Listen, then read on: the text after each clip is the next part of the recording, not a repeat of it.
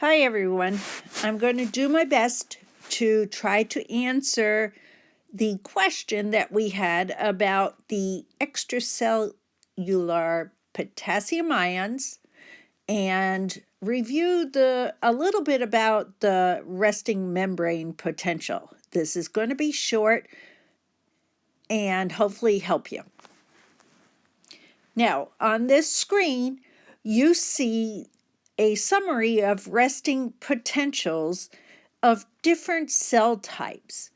Not every cell is going to have minus 60, minus 70. There is no number that is consistent. And it depends on so many other things, such as having less calcium in your blood and where the cell is located and what it has to do. So here is our question. What effect would decreasing the concentration of extracellular potassium ions have on the transmembrane potential of a neuron? Well, we have a couple of very large words here. And when you attack a question like this, you've really got to pick out some of the key. The first one is decreasing. Something is decreasing concentration. Okay, so you know what concentration is. You know what decreasing is. Extracellular, outside the cell.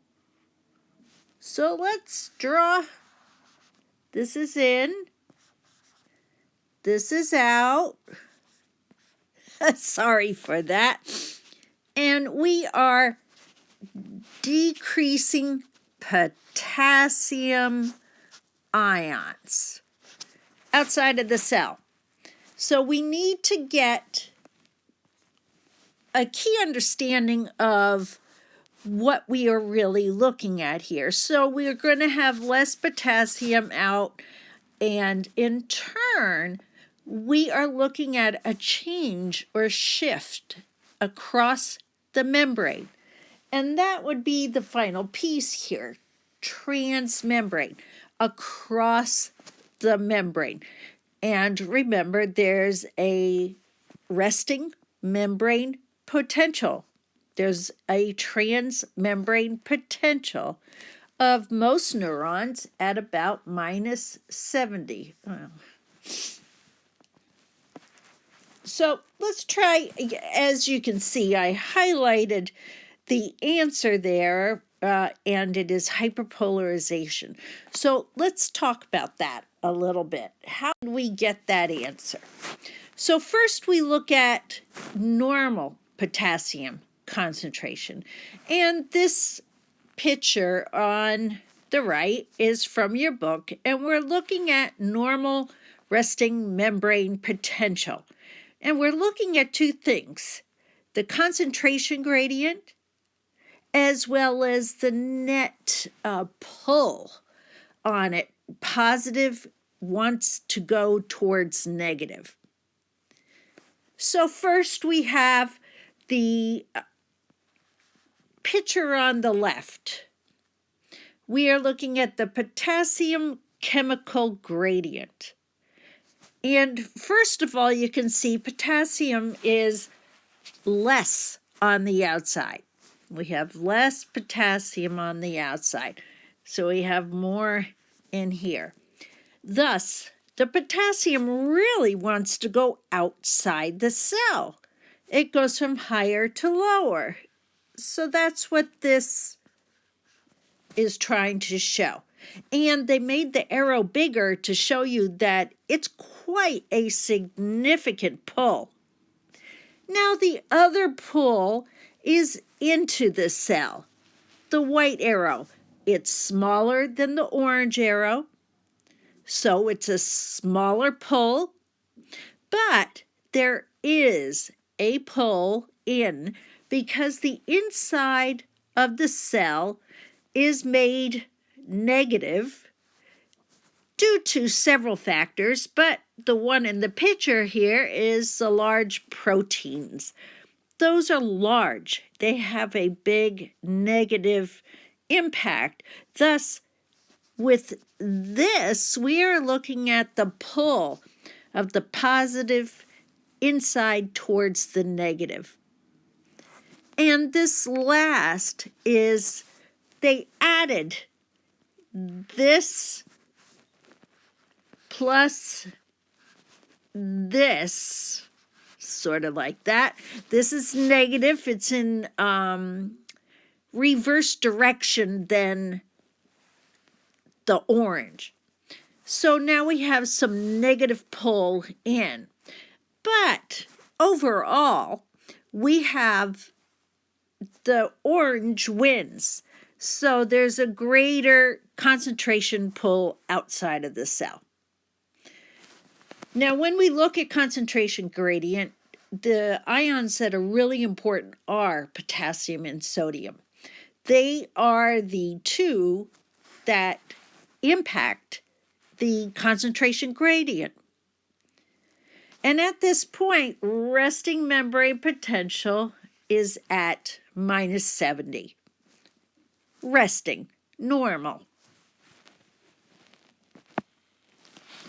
Now this chart, I was trying to find the one that would show you the best that I could. And this is resting membrane potential, minus 70.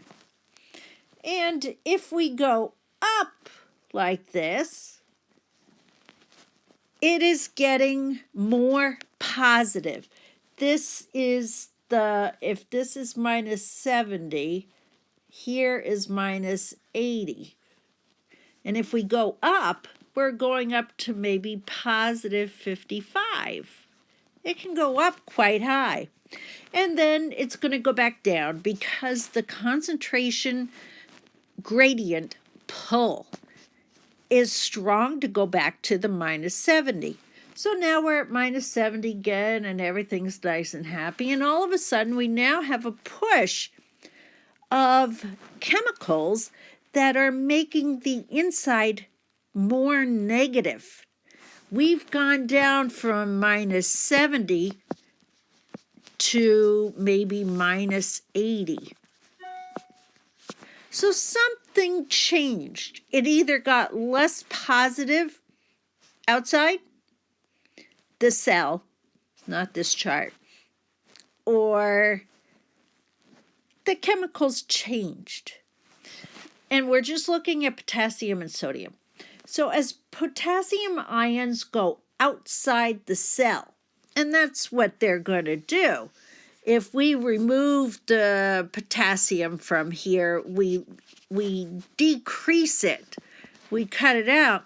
The potassium from in here is going to drive out even more than it did in the previous picture. So now we're losing positive ions inside.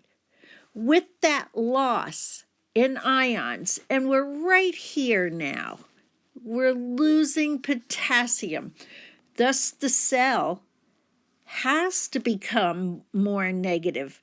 It's got less positive. So now inside the cell, we've got it at minus 80. Now, one of the key factors in having an action potential is you have to reach a certain concentration for the neuron to send an action potential. And that is usually at about minus 55. Thus, at minus 80, it's got a long way to go to minus 55. So we have hyperpolarized. We've increased the polarization, polar, opposite poles. Instead of only having a difference of 10, we have increased it. So now inside the cell is more negative. because of this outflow of positive ions. Now, this is just a resting nerve, and I have a couple of pictures to show you a couple of the few important pieces. When we're looking at a resting potential, this over here is showing you that there's more sodium on the outside. Okay, so at rest, there's more sodium on the outside. Inside the cell, we have more potassium. And we have a resting membrane potential of minus 70. Happy neuron. So changes to this gradient. What we saw there is less potassium in the extracellular, ECF, outside the cell. And thus, there was a diffusion of potassium that was higher inside, and it was rushing outside from higher to lower. Thus, it was diffusing down the concentration gradient. It was going down the hill. If you have a big hill and you're up here, your concentration is high. You're going down to the lower concentration. So as potassium leaves the inside and goes outside the cell, because of this, the inside is losing its positive potassium. And if it's losing positive, it's got to become more negative.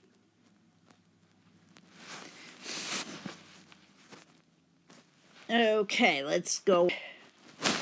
This picture is, I think we're almost at the end, and I put this in to point out that this chart is, here's resting, or threshold, this is resting, which is below threshold. It has to be, because threshold is at about minus 55.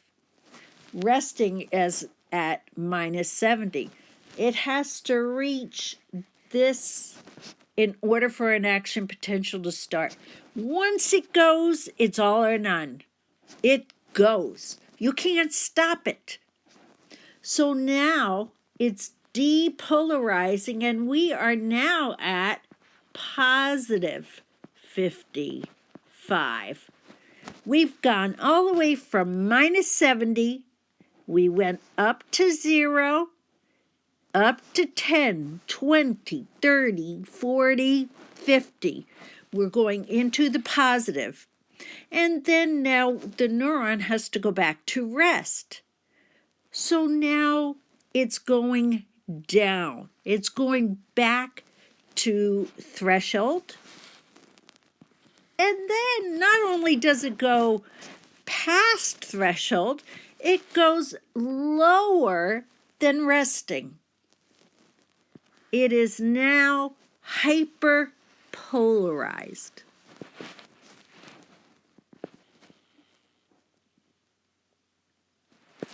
Well, that ends the show. I hope this helped. Bye.